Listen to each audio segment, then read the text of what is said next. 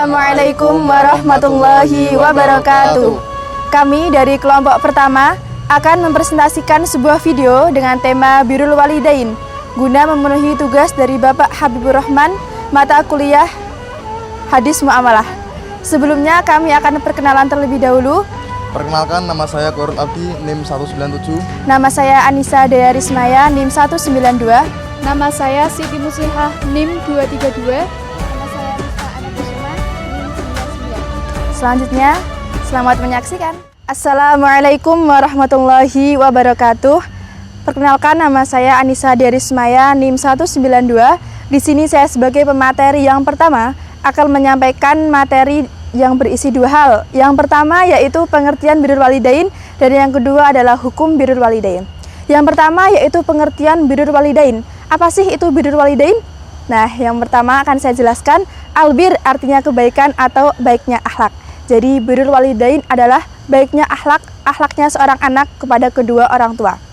Selanjutnya, lawan dari birrul walidain itu sendiri yaitu uqud walidain, yang artinya durhaka kepada mereka atau tidak berbuat baik kepada mereka. Dalam kehidupan sehari-hari, kita dalam asuhan dan bimbingan orang tua yaitu ibu dan bapak kita yang telah mengasuh, membesarkan dan mendidik kita dengan berbagai macam ilmu pengetahuan sehingga kita menjadi pandai. Jasa dan jerih payah ibu dan bapak kita tidak dapat dihitung, apalagi dibeli dengan uang. Dengan itu, agama Islam memerintahkan kita untuk birrul walidain, yang artinya berbakti kepada kedua orang tua. Kita tidak boleh berkata kasar, berkata hus pun tidak diperbolehkan, apalagi sampai membentak kepada ibu dan bapak kita. Rasulullah SAW bersabda, "Biru aba'akum tabiruna abna'akum." Berbaik budilah kepada ibu dan bapakmu, pasti anakmu akan baik pula kepadamu. Yang kedua yaitu hukum birrul walidain. Para ulama telah sepakat hukum birrul walidain adalah wajib kecuali tidak menjerumus kepada hal kemaksiatan atau hal-hal yang dilarang oleh Allah Subhanahu wa taala. Syariat Islam sendiri menempatkan birrul walidain di urutan kedua setelah yang pertama yaitu mengesahkan dan beribadah kepada Allah Subhanahu wa taala. Hal ini sudah jelas dijelaskan di berbagai ayat dalam Al-Quran maupun hadis yang sahih dan sharih. Salah satunya yaitu di dalam Quran surah An-Nisa ayat 36. A'udzubillahi minasyaitonirrajim. Bismillahirrahmanirrahim. Wa'budullaha wa la tusyriku bihi syai'a wa bil walidaini ihsana. Dan hendaklah kamu beribadah dan menyembah kepada Allah Subhanahu wa taala dan janganlah kamu menyekutukannya dengan sesuatu apapun dan hendaklah kamu berbuat baik kepada kedua orang tua yaitu ibu dan bapak. Baiklah, saya akan menjelaskan tentang keutamaan birrul walidain. Berbakti kepada orang tua adalah suatu kewajiban bagi anaknya.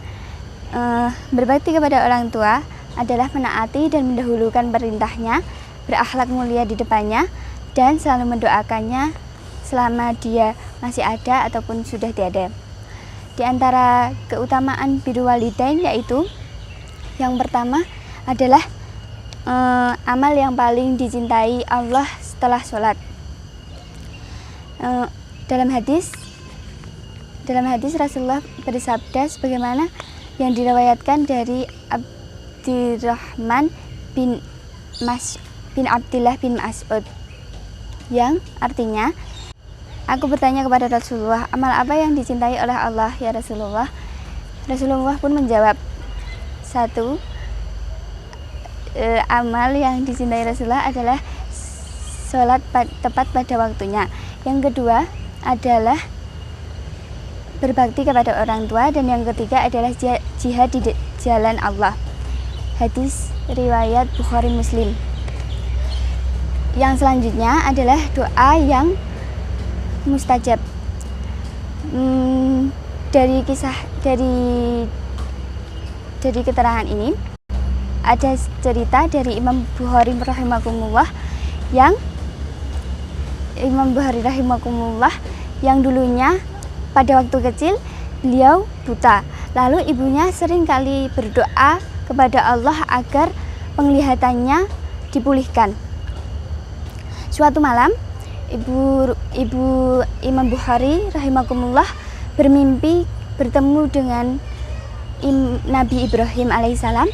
Lalu Nabi Ibrahim alaihissalam berkata, "Wahai wanita, Allah telah menyembuhkan penglihatan anakmu karena kamu seringnya berdoa.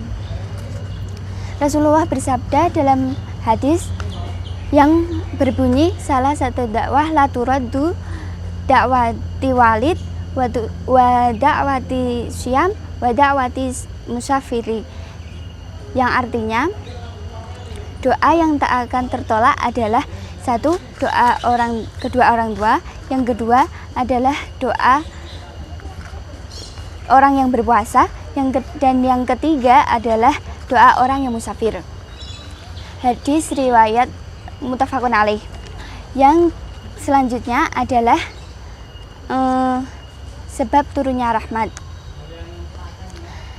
Dalam hadis Rasulullah SAW bersabda, barang siapa yang ingin dilancarkan rezekinya dan usianya dipanjangkan, hendaklah ia menjaga silaturahmi. Hadis Bukhari Muslim. Yang keempat, prioritas untuk mendapatkan perlakuan yang lebih dalam dari kedua orang tua adalah seorang ibu. Dari hadis wa anhu radhiyallahu anhu qala jaa rajulun ila Rasulullah sallallahu alaihi wasallam faqala ya Rasulullah man ahakkan nasi bihusni sahabah qala umuka summa umuka qala summa man qala abuka wa fi riwayati ya Rasulullah man ahakka bihusni suhbah qala umuka summa umuka summa umuka summa abuka summa adnaka, yang artinya dari Abi Hurairah radhiyallahu anha, dia bercerita seseorang datang kepada Rasulullah lalu bertanya, ya Rasulullah, siapakah orang yang pantas aku pergauli sebaik-baiknya? Lalu Rasulullah menjawab, ibumu. Lalu siapa lagi? Tanyanya, ibumu. Lalu siapa lagi ya Rasulullah? Ibumu. Kemudian siapa lagi ya Rasulullah? Kemudian bapakmu. Dari riwayat lain ada yang mengatakan seseorang datang kepada Rasulullah dan bertanya, ya Rasulullah, siapakah orang yang pantas aku pergauli sebaik-baiknya? Rasulullah pun menjawab, ibumu. Lalu siapa lagi ya Rasulullah? Ibumu dan bapakmu, dan orang yang dekat denganmu dan orang yang dekat denganmu. Yang selanjutnya adalah taat kepada kedua orang tua.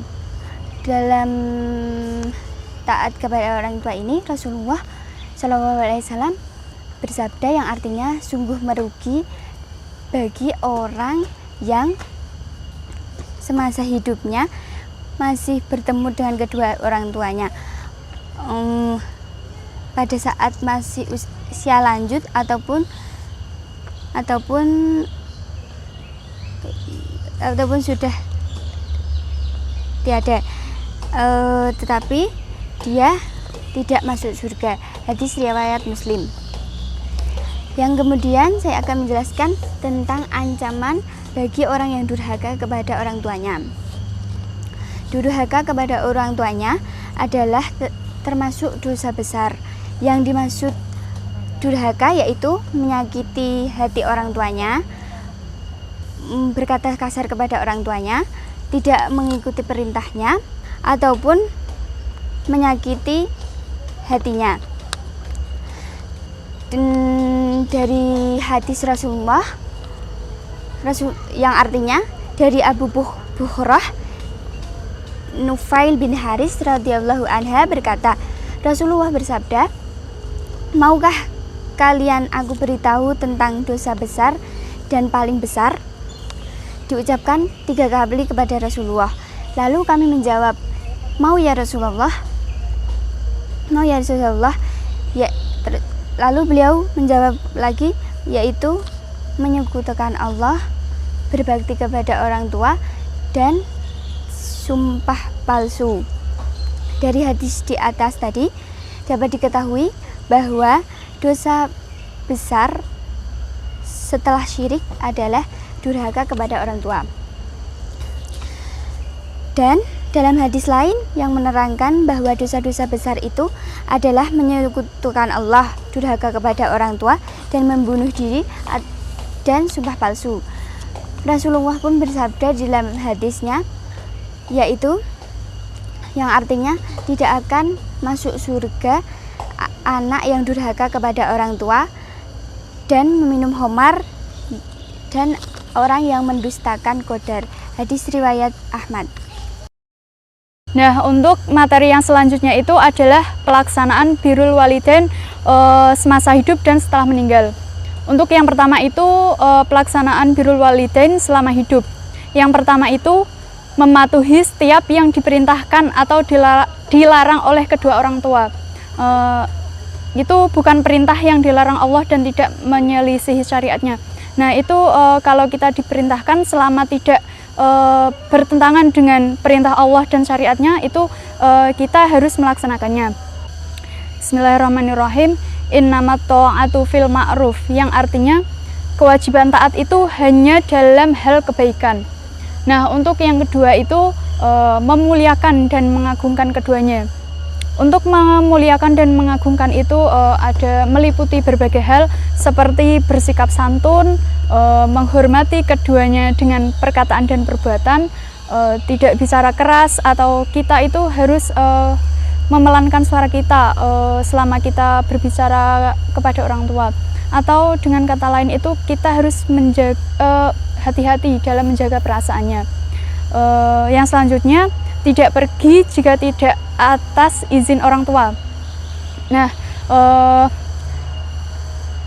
tidak pergi jika tidak ada izin orang tua itu kan, izin orang tua itu seperti ridho ya. Nah, kalau kita ingin mencari ridho Allah, nah itu kita harus mencari ridho orang tua. Untuk yang selanjutnya itu tidak lebih mengutamakan istri dan anak daripada orang tua. Nah, kita itu lebih mengutamakan orang tua kita dahulu sebelum keluarga kecil kita nanti. Untuk yang selanjutnya, tidak memanggil mereka dengan nama asli. Nah, untuk tidak memanggil mereka dengan nama asli itu sebaiknya kalau kita sebagai seorang anak itu panggilannya ayah, ibu, umi, abi, tidak dengan nama aslinya seperti painem, paijo gitu. Nah, itu tidak boleh. Yang ketiga itu berbuat baik terhadap keduanya, seperti memberi makan, pakaian. Itu kalau kita sudah mampu ya. Kalau kita belum mampu kan kita bisanya hanya meminta dulu. Nah, yang selanjutnya mengobati dan mencegah dari mara bahaya.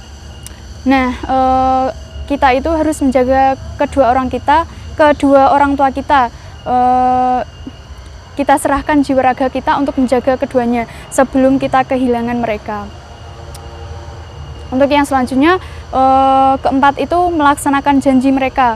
Nah, untuk melaksanakan janji mereka itu kalau kita sudah berjanji kepada orang tua kita, itu lebih baiknya kita melaksanakannya.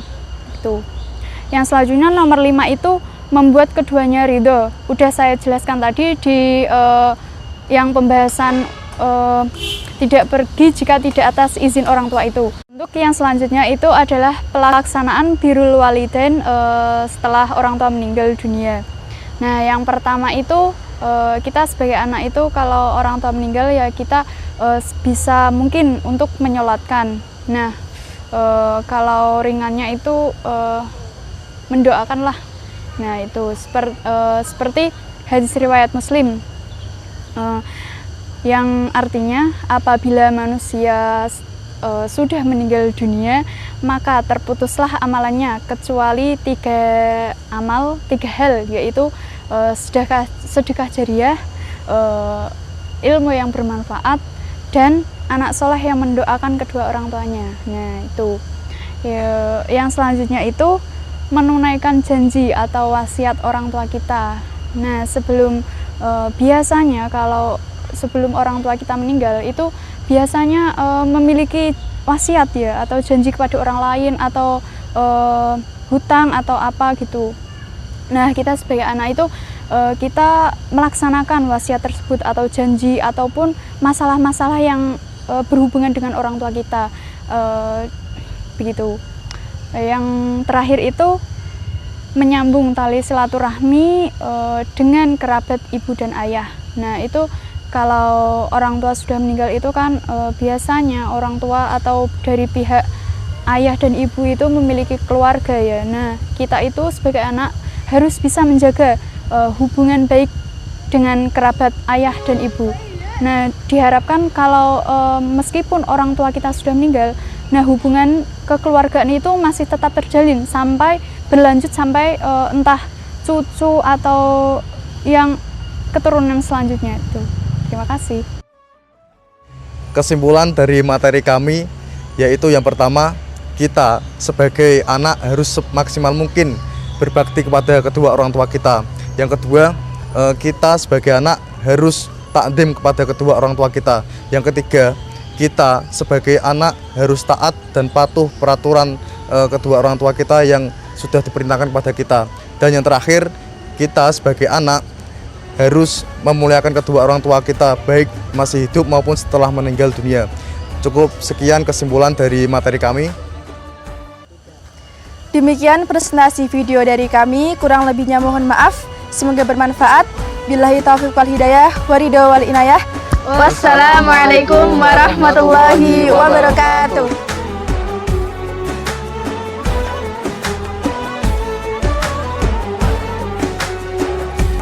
شفت ياما ناس منى هتعيش العمر جنبك وبرضه